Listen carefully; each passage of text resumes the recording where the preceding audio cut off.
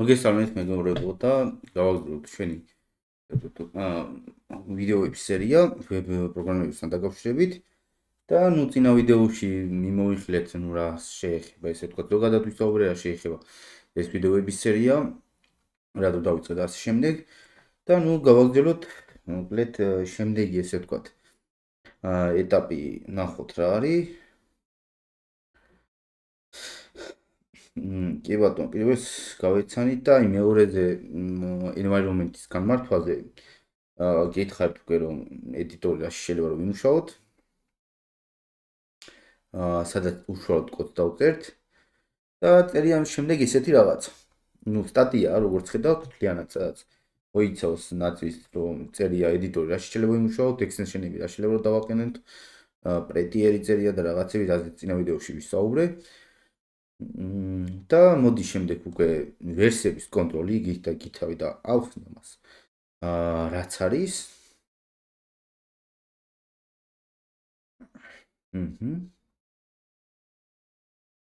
კარგით. მოკლედ, რადგან აქ რაც წერია სტატიაში მივყვეთ ჩაულებრივად, როგორც კი თავიდან ბოლომდე სწორედ 0-დან დამწყებებისთვის ამისაც ახალი დაწყებული აქვს. მაქსიმალურად ყველაფერს ავხსნი ხოლმე. იქნება რა თქმა უნდა ესე თქვათ basic თემებიც, იმიტომ რაღაცების ახსნის გარეშე უბრალოდ ფიზიკურად აღზრდილი და ყველაფერს მეტად ვერ გადავახტები და რაღაც მაქსიმალურად საჭირო რაღაცებს ვერ ავხსნი ესე რომ ვთქვათ. უბრალოდ ესე პირდაპირ. რადგან მე ჩავთვალე რომ ეს ვიდეო ისე რა 0-დან უნდა დაწყებულიყო, რა თქმა უნდა რაღაც basic ისინიც იქნება, ვისთვისაც ვთქვათ ეს უკვე ამაში გავთ გამოცდილება, შეგიძლიათ დაილოდოთ შემდეგ ვიდეოებს. ზოგადად ამ ვიდეოების სერიაში აუცილებლად იქნება ისეთი მომენტები, აი, ჩემი პირადი გამოცდილებიდან სამუშაოზე ან სწავლის პერიოდში, როდესაც სტუდენტებს ვასწავლი ხოლმე, არის ხოლმე მომენტები, როდესაც რაღაცა ისეთს გადავწყვეტ, რაღაცა ისეთი დამიმოღამებია, მოკლედ რომ ვთქვათ, აი, რისი მიგნებაც სწავლის პერიოდში ძალიან რთულია, სწორად მიგნება, სწორი სტატიის მოძებნა, სწორი დოკუმენტაციის მოძებნა, სწორი ვიდეოს მოძებნა YouTube-ზე, რომ ის კონკრეტული რაღაცა ისწავლო, ან გაიგო, ან გაიაზრო. და მსგავს რაღაც თემებზე აუცილებლად იქნება ხოლმე მსგავს თემით აუცილებლად იქნება ვიდეოში. კარგი. ამ სტატიაში რაც არის ესე ვთქვათ და რითაც თავდება და სანამ შემდეგზე გადავალთ. შემდეგი არის პირველი ესე ვთქვათ პროექტის სტატუსო, პირველი დავალების სტატუსო. სანამ იქამდე მივართ, აუცილებლად უნდა გავიაროთ რა არის ეს ვერსიების კონტროლი და რა არის git და github. შედარებებით ვისაუბრებ ხოლმე როგორც წესი და რო წარმოვიდგინოთ აი ყველაზე მარტივი პროგრამა რაც ალბათ ყველას მიმუშავია ან შეხება გქონია კომპიუტერთან, რო წარმოვიდგინოთ Word-ის დოკუმენტი ან თუნდაც Google-ის დოკი. არა, მნიშვნელობა როდესაც რაღაცას ვაკეთებთ პროგრამაში და ვმუშაობთ, ყველა პროგრამას აქვს შენახვის ფუნქცია. ზოგ პროგრამას ეს ავტომატურად აქვს და ავტომატურად ასეივებს Google Doc-ი მაგალითად. თუ Word-ის ფაილში მუშაობთ, იქ ხელით გვიწევს კომანდის აკრეფა კლავიატურაზე ან მენიუდან მითითება შესაბამის ბრძანებაზე. რომ ჩვენი ნამუშევარი შეინახოს. ცოტა შორიდან მოვყვები, ახლა რომ საბოლოო თემაში გაიაზროთ რასაც გულისხმობ. გავხსნათ რა თქმა უნდა VS Code ჩვენს ედიტორსაც აქვს შენახვის ფუნქცია. როდესაც გადავალთ შემდეგ ვიდეოების უშუალოდ დავალების წერაზე უკვე მივხვდებით. რომ როდესაც ჩვენ რაღაცა კოდს დავწერთ, რაღაც ნაწილს შევასრულებთ, რაღაცა შევცვლით ფაილებში, რა თქმა უნდა ის შენახული რომ აისახოს. მაგრამ რა არის განსხვავება? როგორც ვიცით პროექტებზე, გაგებული მაინც გვექნება ვების პროექტებზე რამდენიმე ადამიანი მუშაობს ხოლმე, არ არის მარტო ისე რომ სოლოდ ერთი ადამიანი მუშაობს. გაგებული მაინც გექნებათ რომ ამ პროექტს აწვას დაჭირდა რა 5 დეველოპერი, 1 სენიორ დეველოპერი, მიდლი და ასე შემდეგ ჯუნიორი. და მოკლედ რამდენიმე ადამიანი მუშაობს. ეხლა აქ რა ხდება? რა თქმა უნდა ეს რამდენიმე ადამიანი ერთ და იგივე პროექტზე მუშაობს და ზუსტად ერთ და იგივე პროექტი უნდა ქონდეს ყველას თავიანთ კომპიუტერში, როცა მუშაობთ. მარტივად რომ ვთქვათ, წარმოვიდგინეთ რომ ერთ ფაილში მუშაობს 5 კაცი. ერთ Word-ის ფაილში. ეს Word-ის ფაილი, ანუ ეს არ გულისხმობს Google Doc-ი, რომ მოვიყვანო მაგალითად არ გულისხმობს ეს Intune-ში სადღაც მუშაობთ, ხო? იმიტომ VS Code-ი რაც წინა ვიდეოშიც გაჩვენეთ, არის გადმოწერილი პროგრამა, Intune-ში გახსნილი არ არის და თქვენ კომპიუტერში არის.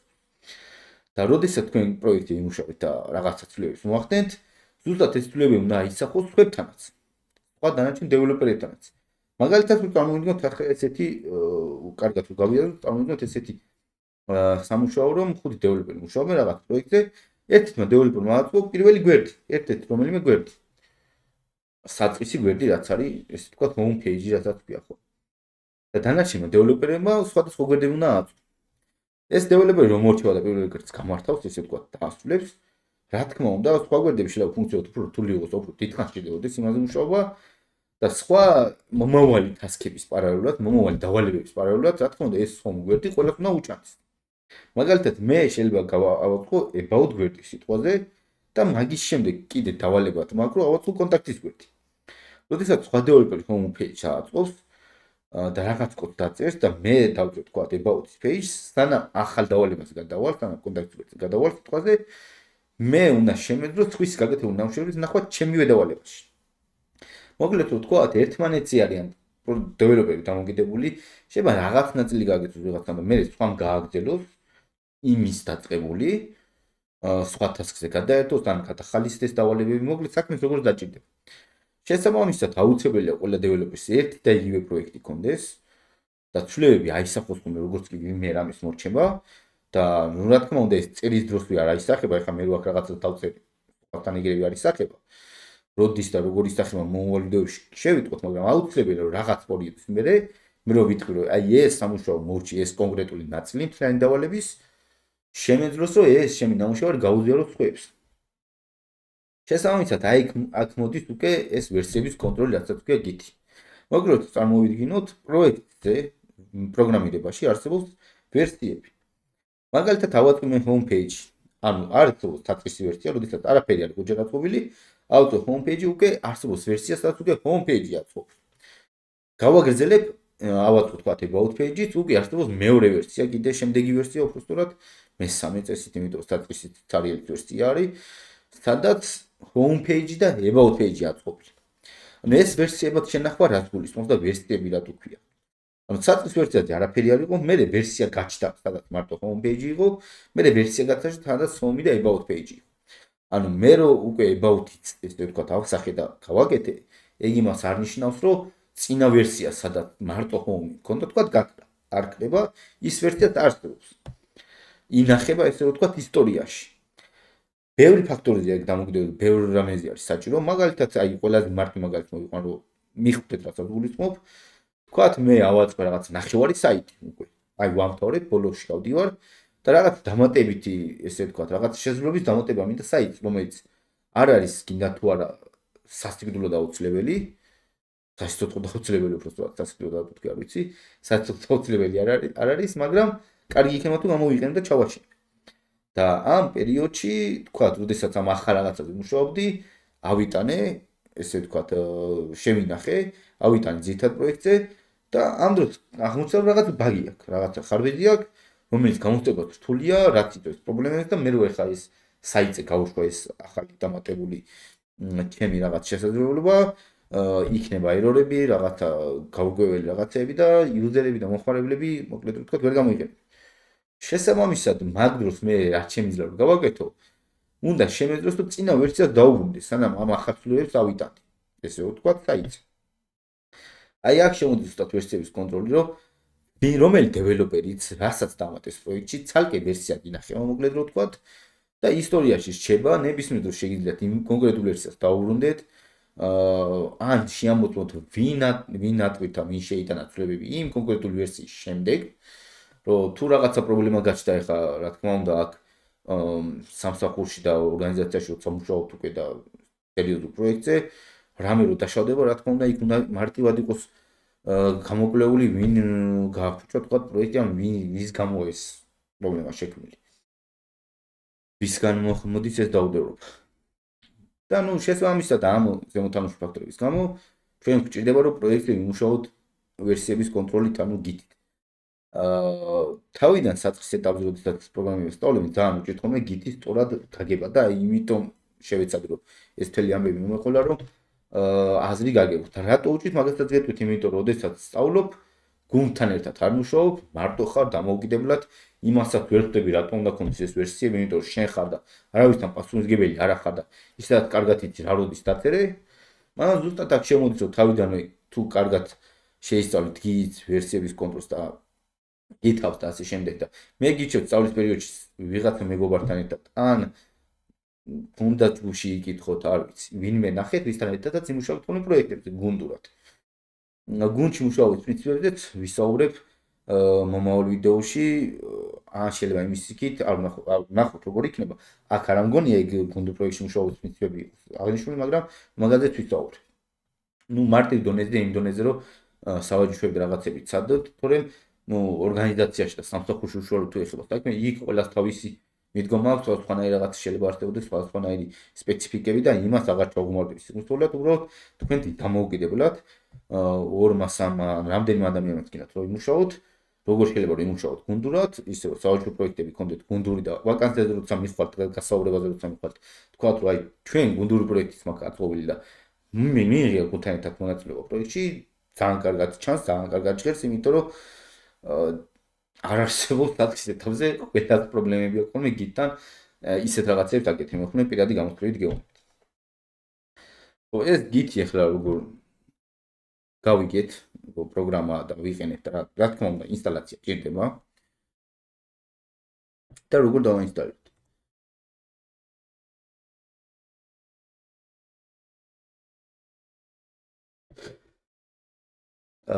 გიტის თვითონ საიტია, გიტი რო ჩაწერთ Google-ში. პირველივე სამოგიდებს და ესეთი ვიზუალის უნდა იყოს. ასევე შემოგთავაზებთ ბოლო ვერსიას თქვენივე პლატფორმაზე, აქ Windows წერს და თუ Windows-ი არ გაქვთ თქვა და Mac-ი გაქვთ ან Linux-ი, დააჭერთ და შესაბამისი ვერსია აიჩით. როდესაც გადმოწერას დააწევით, აქ შემოგთავაზებთ, რომ რომელი ვერსია გადმოწეროთ და ანუ Windows-ის რა ტიპზე.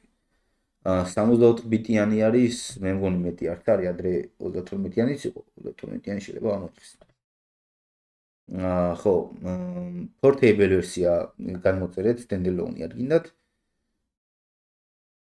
და ნუ რო გადმოწერთ და დაინსტალირებთ, იქ მოიცავ პრინციპში გადმოწეროთ და ნახოთ. როგორ დაინსტალირდება. აი ინსტალაციის დროს ერთი მომენტია, დანარჩენი ჩვეულების სტანდარტული ინსტალაცია, რაც უნდა გაითვალისწინოთ.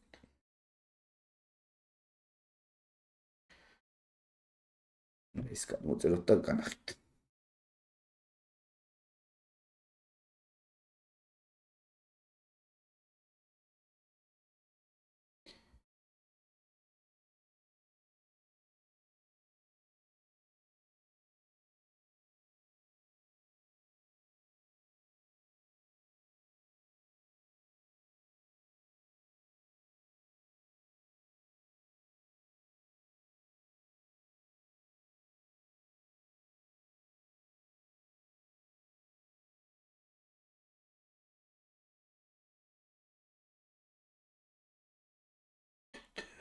მე მგონი portable არა standalone უნდა გამოგვეწრა, იმიტომ რომ ისე გააკეთა რაც მე მახსოვთ.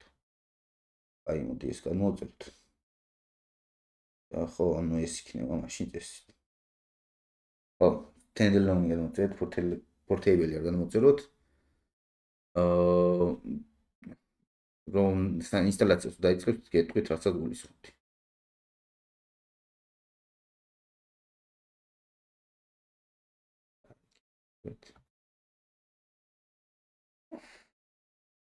ხო. ნუ ფანჯარა მოვარდება სტანდარტულ რაღაც პროგრამის ინსტალაციის დროს ვარდება ხოლმე. ინსტალს რო დავაწვევით, აქ დაიწყებს ინსტალაციას და როდესაც გავა ბოლოში, ამ კიდევს რაღაც კითხვებს, რომელზეც უნდა გავცეთ პასუხი. და აი იმ კითხვებზე პასუხის გაცემის დროს ერთი მომენტია, სადაც უნდა ავირჩიოთ, სად იყოს ამ გიტზე ცდომა. ანუ ამ გიტზე და უმჯობესია თუ მივიწერეთ VS Code ან იმ ედიტორს, რაც დაკენებული გაქვთ, რომ ედიტორში ჩაშენებული სპეციალური რაღაც განყოფილებიდანვე შეგვეძლოს გიტზე მუშაობა. თუ თქვათ ედიტორს არ მივუწიეთ, რომ აი VS Code რაც წინავიდეოდან ჩავწერეთ, მაგალითად რომ VS Code-ზე გვინდა გიტის გამოყენება, მაშინ VS Code-ში ვერ გამოვიყენებთ და დამატებით სხვა ფანჯრის გახსნა მოგვიწევს, თუმცა ყველა ჯერს და არა VS Code-ში რაღაც გაკეთება, რომ გიტზე მიმუშაოთ.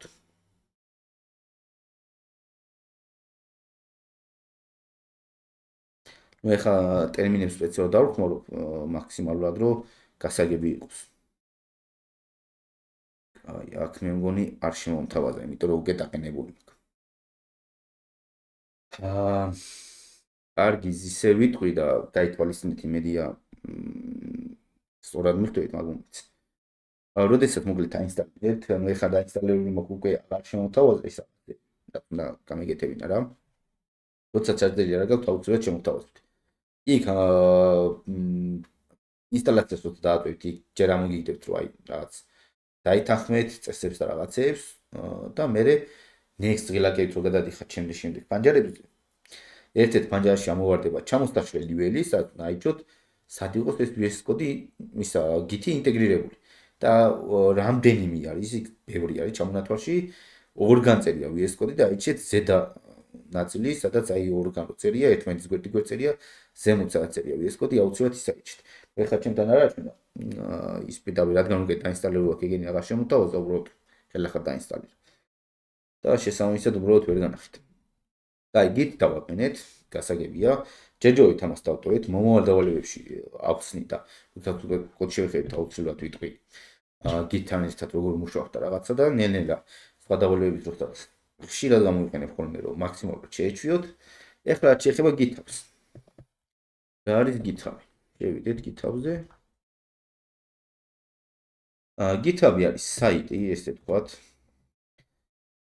სადაც აი პროგრამისტები ის ვებ დეველოპერების და არა მარტო ვებ დეველოპერების პროგრამისტების ესე ვთქვათ პორტფოლიო სამუშაო თქვენი ის არის რა მოკლედ ვთქვათ სადაც თქვენი ნამუშევრები აისახეთ. ეს ახლა ჩემი პირადი GitHub-ის გვერდია. აქ overview-ზე ესე ვთქვათ, ანუ დაწყისი, როდესაც დარეგისტრირებით და რეგისტრაციას აუცილებლად მივუწიეთ მუშა მეილი, არ დარეგისტრირეთ რაღაცა ისეთი მეილით, რომელსაც ხშირად არ იყენებთ რაღაცა სერიოზული მეილით დარეგისტრირეთ, ვთქვათ, საქმიანი მეილით, იმიტომ რომ მთელი ცხოვრება ერთი აკაუნთით ჯობია რომ გქონდეთ GitHub-ზე და მეორე შეგიძლიათ და მთელი ცხოვრება ეს გახსოვთ, მთელი კარიერის მანძილზე. ამიტომ ყურადღებით შეავსეთ მონაცემები და ყურადღებით დარეგისტრირეთ. როდესაც დარეგისტრირებით, გადახვალთ ესე ვთქვათ, ესეთ home page-ზე და home page-დან მარჯვნივ გიჩანთ თქვენი ესე ვთქვათ მენიუ, თქვენ აიკონს როცა დაატოვებთ სურათს და თქვენ პროფილში როცა შეხვალთ, გადახვალთ ამ overview განყოფილებაში, სადაც ჩანს თქვენი რაღაც მონაცემები. ესეთი ისინი თქვენ არ დახვდებათ. ეს შედარებით ცოტა გალამაზებული GitHub-ის პროფილია და ახლა დავტოვ ვიდეოს, ვისაც გჭირდებათ, რომ როგორ გაალამაზოთ თქვენი GitHub-ის აკაუნთი, როგორ გამოიყვანოთ სხვადასხვა მონაცემები და ასე შემდეგ. დავალაგო აქ ესე ვთქვათ გრაფა, სადაც ჩვენი აქტივობები ჩანს, მწვანე უჯრედით ჩანს, რომ რამდენი რა აქტივობა გავაკეთეთ იმ დღეს და გავაკეთეთ თუ არ საერთოდ. ჩამქრალი უჯრედი ნიშნავს თუ სულ შავია ნიშნავს რომ იმ დღეს არ ვიმუშავია, რაფერა გავაკეთებია და ასე შემდეგ. ეხლა GitHub-ი გავიგეთ საიტია, შევქმნით, დარეგისტრირებით, თქვენ თვითონ რაღაცებს მივიჩვევით, რა უნდა ვიცოდეთ. თქვენი დავალებები აქ არის განთავსებული. დავალებებს ესე ვთქვათ და თითოეულ პროექტს GitHub-ში და Git-ში იქვია რეპოზიტორი. რეპოზიტორს რო წერია აქ რო შევალთ, ჩანს ჩემი ნამუშევარ პროექტები. არის ვთქვათ საჯარო პროექტები, არის private პროექტები, რაც სამსახურის გამო რა თქმა უნდა საჯაროზე არ დებს ხოლმე. ან რაღაცა პირადი პროექტები, რომელიც უბრალოდ არ მინდა საჯაროდ იდოს. ჯამში იხედავთ ამდენი რეპოზიტორიც მაქვს ზოგადად. შეგიძლიათ მოძებნოთ თქვენი დავალება. ნუ თქვენ ცარიელი დახტევათ რა თქმა უნდა. და ახალი სანამ პროექტი მუშაობას დაიწყებთ ხოლმე, სანამ დავალებას გააკეთებთ ხოლმე, აუცილებლად უნდა შექმნათ ახალი რეპოზიტორი. News როცა დააწვევით ამ მწვანე ღილაკს, ამოვიგდებს სივრცე, სადაც გვეუბნება რომ შევქმნათ ახალი რეპოზიტორი, ანუ ახალი პროექტი. სანამ დავალების კითხვას დაიწყებთ, პირველ რიგში მე გიჩვენებთ, რომ ყოველთვის ეს Git და GitHub-ი მოილიოთ და მორჩეთ და მე დაიწყოთ პროექტი მუშაობა და როდესაც კოდი გექნებათ 100 ტვირთი და 100 ტანი ამ GitHub-ზე, მაგ დროისთვის არ დაიწყოთ ამების კეთება. პროექტის სახელი, რეპოზიტორის სახელი უნდა დავწეროთ, თქვენსავე რეპოზიტორს უნდა დამეთხოვდეს, რომელიმე სწორედ უკვე არსებული ნებისმიერი სახელი Facebook-ში შეგიძლიათ დავთქვათ, თავარია Facebook-ის სახელით, თქვენ უკვე არ გქონდეთ რომელიმე პროექტი შექმნა. Public-ი იყოს თუ private-ი, ამას მონიშნავთ და შექმნით და საკმარისია ეს. აქ რა თქმა უნდა არის ესე ვთქვათ follower-ების და გამომწერების სისტემაც. სადაც შეგიძლიათ ერთმანეთი გამოიწეროთ, რომ აი ჩანდეს, რომ ამ ადამიანს რაღაცა კონტაქტები აქვს და შემდეგ ნუ GitHub-ზე დიდად ამას არ ეხცენ საერთოდ ყურადღებას. ზოგადად რა, ეხლა GitHub-ზე რამდენი ფოლოვერი ყავს, არავის არ აინტერესებს. თქვენ ვიც გეყოლებათ ესე თქვა დამეგობრებული იმ ადამიანების და ზოგადად იმ კომპანიების რაღაც სიახლეები, პოსტები და რაღაცები წერია ხოლმე ფორუმის შესახებ და რაღაც პროექტების და რეპოზიტორიების შესახებ თქვენს ფიდზე და იდეაში საწყის ეტაპზე სულ ეს არის, როდესაც ამ საიტზე დარეგისტრირდებით, გადახართ თქვენ დავალებების განყოფილებაში და შეგიძლიათ უკვე შექმნათ ესე თქვა დავალება, რომელიც თავიდან ცარიელი იქნება და მომავალ ვიდეოებში, როდესაც უკვე შემდეგ საკითხებზე გადავალთ, აუცილებლად ნახავთ, რომ როგორ შევასრულოთ დავალება, როგორ ავიტანოთ GitHub-ზე და როგორ გამოგვიჩნდეს და როგორ ვაკეთოთ საერთოდ ეს დავალებები და რაღაცები. მოკლედ ამ ვიდეოსთვის სულ ეს იყო, ეს GitHub-ით მოვჩით. აი ამის გაკეთება არ მინდა აქ უკვე შექმნის მერე გვეუბნება, რომ როგორ ავიტანოთ პროექტი და რაღაცა, იმიტომ ჯერ თვითონ პროექტი აფერია როგორც ცარი ფაილი სატანა და უბრალოდ მაგის კეთება ნამდვილად არ მინდა. ზედმეტად მიჩვენება ახლა გამოყენებით დამატებით რესურსები devs და აქ და რამდენად საჭირო ამახოთ GitHub-ის YouTube channel-საც ადვილად იპოვეთ. GitHub-ის დოკუმენტაცია და სერტიფიკაციაც თქვენ თვითონ შეგიძლიათ მოიძიოთ, არ არის მაგაში მე მგონი დიდი პრობლემა.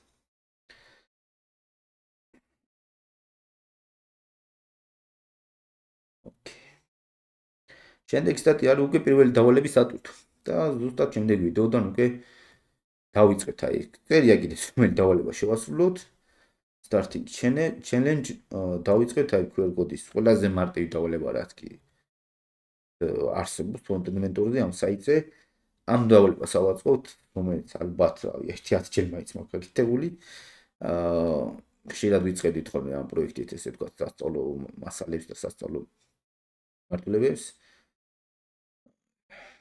ოკეი. გამოყენებას რაღაცებს გეუბნებიან რეპოზიტორი როგორ ამართოთ, მე დავალება როგორ ატვირთოთ, როგორ დავადასტუროთ. კი ბატონო. ამას უკვე აღარ გადავახტებით, იყოს ეს დავტოვოთ შემდეგი ვიდეოდან, შემდეგ ვიდეოში უკვე შევასრულეთ იმ კონკრეტულ დავალებას, ახსნით HTML-ს რაღაც ნაწილებს, CSS რაღაც ნაწილებს, როგორ შევასრულოთ ის დავალება, გიცედა GitHub-ზე ვისაუბრეთ, როგორ ავტვირთოთ, ალბათ ცოტა უფრო დიდი ვიდეო გამოვა, ვიდრე ეს და წინა ვიდეო იყო, მაგრამ უკვე პრაქტიკულ ნაწილზე გადავდივარ და კონკრეტულად დავალების შესრულებაზე, ატვირთვაზე და სხვისთვის ჩვენებაზე შეგვიძლია უკვე ვისაუბროთ შემდეგი ვიდეოში. მადლობა ყურადღებისათვის, დროებით.